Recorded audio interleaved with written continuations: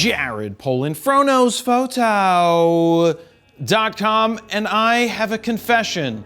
I am addicted to my phone. I'm addicted to my analytics. I'm 100% consumed by every bing and bong of notifications, and my mood can be directly affected one way or another with a simple, meaningless comment or an underperforming post or video. And on top of all of that, my job pretty much is social media.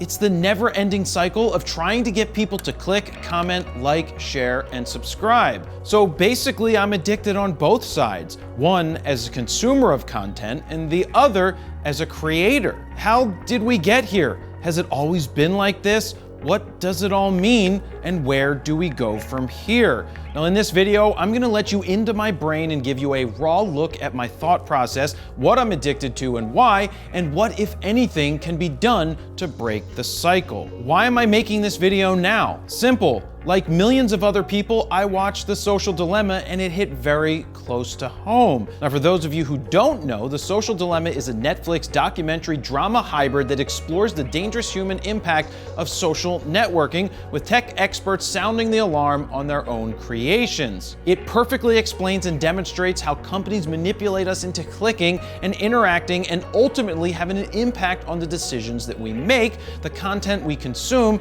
and our overall mood and mental state. Now that that's out of the way, let's get back to my addiction and where, as a creator, I started to notice it messing with my emotions. Now, I started posting videos on YouTube back in 2010.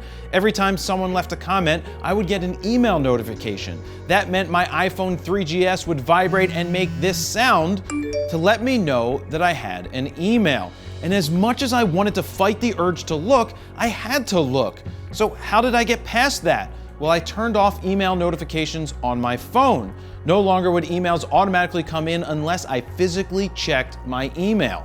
Now keep in mind, this was at a time when we didn't have a million social apps on our phones.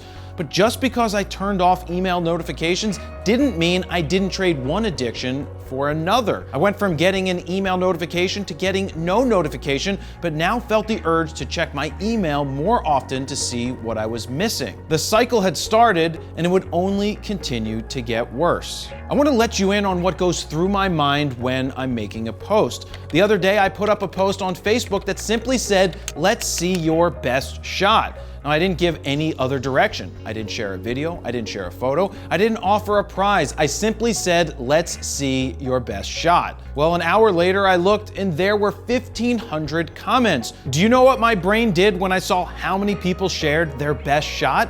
I said to Steven, "I'm stupid. Why didn't I ask to see their best shot and include a link to Dropbox so they could upload them there? And then I could turn it into a video and maybe it would get a lot of views." This is a dangerous cycle. Now, the truth of the matter is, if I did put a link there, then not as many people would have been putting photos in the comments on Facebook, which then would have told Facebook that this post isn't as good, so maybe I wouldn't have gotten as many posts. Anyway, I couldn't just say, "Cool, that's awesome, so many people are paying attention enough that they shared an image." And on the flip side, the people who posted images are hoping I and others will leave a like or comment on their photos so that they can get the rush of adulation. It's kind of scary when you think about it. We're all seeking something. I want to make the best content I can, but I also want as many people as possible to see it. And because I want people to see my content and videos, I feel the need to employ tactics to get people to watch. Is it a salacious thumbnail? Is it a clickbaity title that delivers, by the way? Whatever it is today, it wasn't always like that. People sometimes say, "Why didn't you just name the video what it is versus trying to trick us into clicking?" Now that's a valid question and something I wrestle with every single video that I post. Now, where's the balance? How catchy do we make it versus giving it all away in the title?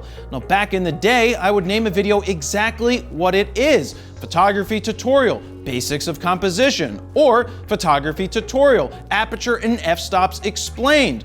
But over the past few years, simply naming a video exactly what it is just didn't lead to people watching as soon as it went live. See, this is where I think YouTube itself deserves some blame. YouTube is a business, and in order to be in business, they need to make money. Now, they make money off of clicks and views. The quicker they can get more clicks and views, the more ads they sell, the more money they make. Now, I have no problem at all sharing ad revenue with YouTube. They let me reach hundreds of millions of potential people without charging me a dime for hosting or bandwidth. But my problem is with the changes they've made to their analytics. YouTube gives creators an app called Studio. Inside Studio, you can access a ton of data about your videos, views per hour, watch time, click-through rate, revenue generated, and more. There's one metric in particular that they added that's really dangerous. In a world where YouTube is trying to promote creators' health and well-being so that they don't get burnout, they release a tool that basically tells you you suck. That's right, whether it was intended or not, this new YouTube tool can be extremely harmful to a creator's mental state. Now here's what happens. You release a new video, and over the next 24 to 48 hours, YouTube starts to give you feedback. Wow, this video is really taking off. Views are 174% higher than usual, which makes you feel great because people are watching your video. But on the flip side, you might see something like this. Your video got 43% fewer views in the first 20 hours. Thanks, YouTube. I now feel like shit. Thank you for telling me that I suck. Thank you for telling me something I worked really hard on isn't getting as many views as usual. Also, thank you for the positive reinforcement, because we all could use that positive reinforcement. Do you know how damaging that is to see on one of your videos? You start to question everything you do. You know it's a great video, but why isn't it doing well?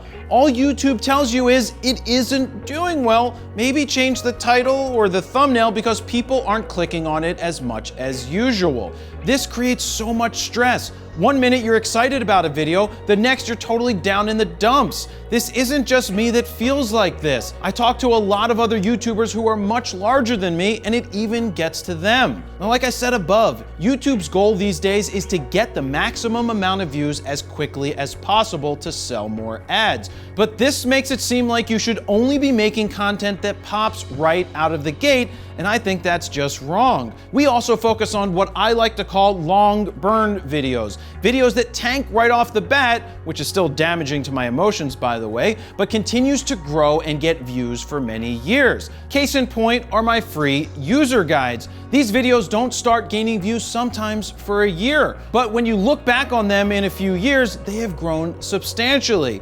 Not only have they grown in views, but they actually contribute the most to adding new subscribers. Now, adding new subscribers is really important, but we will save that for another day and get back on track and talk about my addiction and what I'm attempting to do about it. Now, you do know that this isn't something entirely new. TV shows for decades have been using cliffhangers to get you to come back. Who done it? Who killed JR? Viewers of Dallas had to wait 8 months to find out, and the next American Idol is... Thank you, Dunkelman. Like I said, it's nothing new. It's just more extreme. It's daily, or even worse, multiple times a day that you're being hit with zips and zaps and bings and bongs, all hoping that you give into the temptation and get sucked into the vortex. It's gotten really bad. One of the reasons I'm making this video is to give you a raw look inside of my brain when it comes to making content. It isn't as simple as make a video, edit it, and post it. We fret over every aspect of the video, starting with what the video is actually about. Now, once we film it and edit it, we need to come up with a compelling thumbnail that will catch people's eyes, and finally, a title that not only draws you in, but to the best of our ability tells you what to expect if you click. Now, it's a delicate balance. If you're too vague, it may not give someone enough information to want to click. Now, if it's too on the nose, it may simply not be of interest to that person, or if it's too clickbaity and doesn't deliver on the title, you leave a bitter taste in someone's mouth. All of these decisions add to the mental stress of a creator. Now, I am in no way complaining about what I choose to do and what I love to do. I'm simply giving you a look behind the curtain. How many of you get phantom notifications? You know, that random sensation that your phone just vibrated, or you got a text, or you got a call only to check your phone and nothing's there? That happens to me all the time. But where my addiction really kicks in is when I take my phone out. I get in this endless loop of checking my email, Instagram, Facebook, YouTube analytics, and by the time I'm done checking that list, guess what I do? I start to cycle all over again to see if I missed anything. Now, that's bad. That's a bad habit to be in. Not only is it mentally draining, but it's a pure waste of time. One of the ways that I've been able to alleviate stress that the phone causes is to turn off notifications for 95% of my apps. I don't need a notification when so-and-so posts on Instagram or Facebook. I don't need a Bing or a Bop telling me I have a new comment, go see what it says.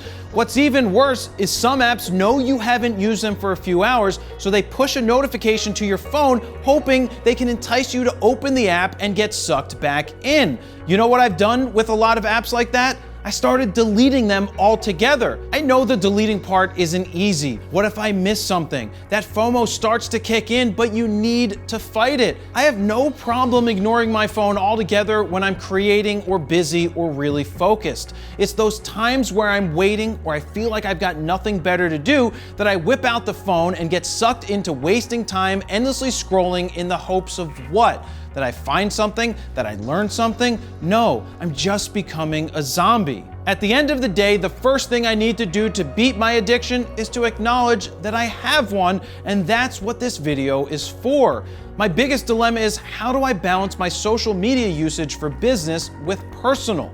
My business is built on social media, social interactions, and having people consume my content. I can't not interact. I can't not focus on creating the best fun and informative content to help photographers.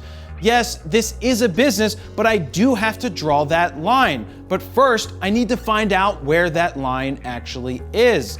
Now, on the personal side, I must do a better job in my non-working hours. Does this mean getting a separate phone that has no social media, only Spotify, Maps, and some important phone numbers just in case I need to get in touch with somebody? Did you feel that? Did you feel that rush of FOMO kick up the back of your spine just like I did? Because that's exactly what happened to me. My brain went to, what if I see something and I want to share it, and I don't have Instagram to do so? I know I need to break free of the reliance on and the time suck that most of social media has become, while still finding the right balance for continuing my business. Now, have you dealt with what I'm dealing with? Do you have any tips that might help me and others? If so, please let me know down below. Now, did you see what I did there? I'm seeking your feedback, which means I'm seeking your comments and interaction with my post, which in turn lets YouTube know this is an engaging video since people are commenting. Now, of course, I didn't ask that to simply get more points with YouTube.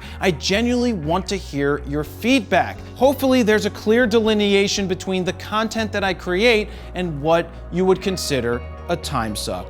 Thank you very much for watching. Jared Polin, FroKnowsPhoto.com. See ya.